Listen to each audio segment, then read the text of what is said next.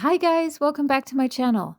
Speaking of my channel, you've probably recognized here that I have decided to change the channel's name.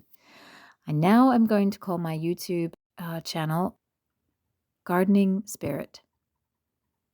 So anyway, spring has been super cold and really, really slow to warm up.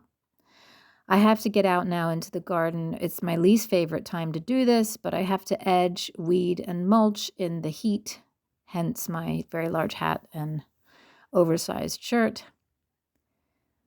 I don't do well in the heat. I prefer to do this on a cloudy day, but between a new job, work, home, life, and every other thing, I just haven't had the time. So I have to get out now while I can. Everything's been really, really slow to come out. Some things didn't make it. I actually ended up taking out the hydrangeas that I put in last year, and I had to replace them. I'll show you that in a minute.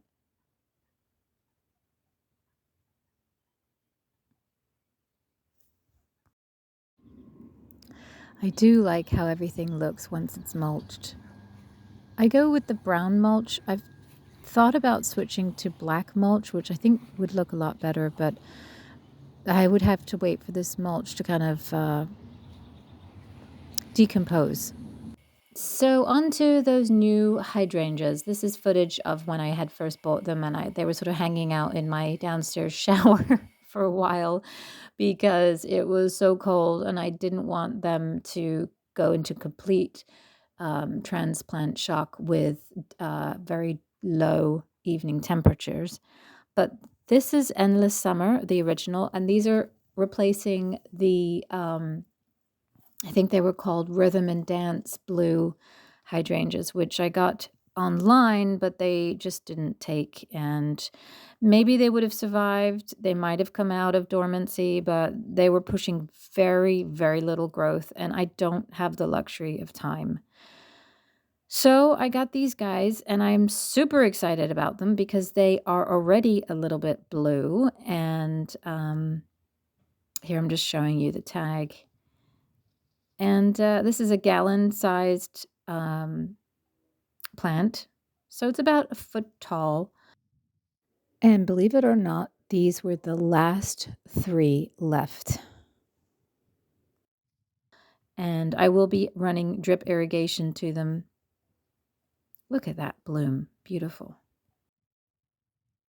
We had our irrigation company come by about 2 weeks ago, and they replaced some of the rotary sprinklers, and they added some misters on the side of the house and repositioned a few of the other sprinklers and reworked everything. And the guy was fantastic. He saw where we had extra water, where we needed a little bit more, so they know what they're doing. I just decided to have them redo the whole system, front, back, and sides of the house. And so now we're kind of ready to go. Not very many things are blooming in the garden. My irises, however, a few stalks have come up, and I think the lack of stalks is because lack of blooms is because I had moved a few of these around last year because I was reworking this front garden. I also have noticed an uptick of rabbits. And you'll see throughout my garden, a lot of my young plants are wrapped up in cages, and I'm spraying deer and rabbit repellent constantly.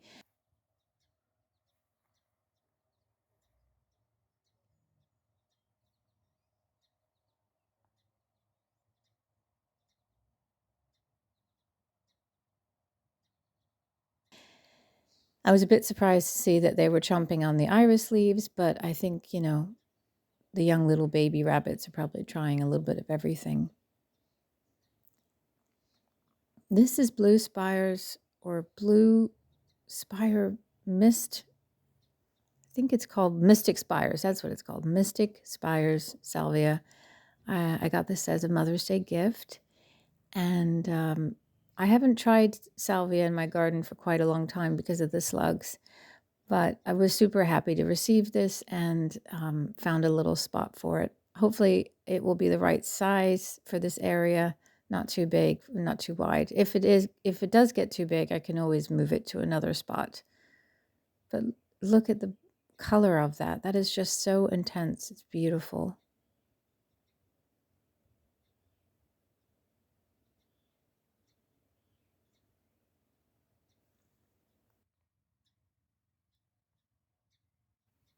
Something else I've added to the garden is what I've been waiting for about 3 years because I could not find it, and I finally found it this year, ajuga.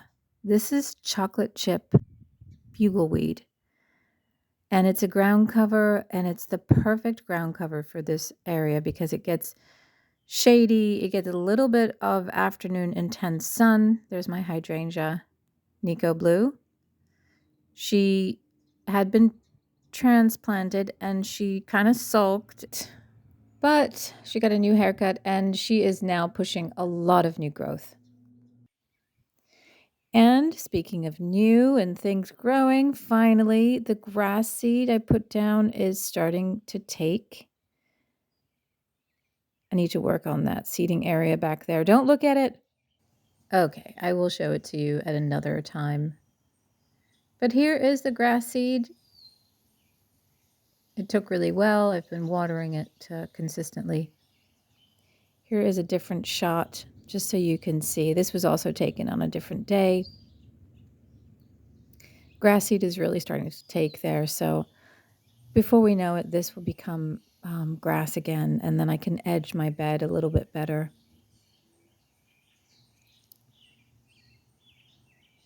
The viburnum came from that area. If you can see it in the corner, past the wheelbarrow to the right, there was a patch there. That was where the viburnum used to be.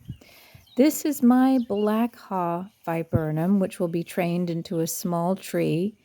This was moved also from the front. It's now a resident of the back. I think it's a much better spot for it.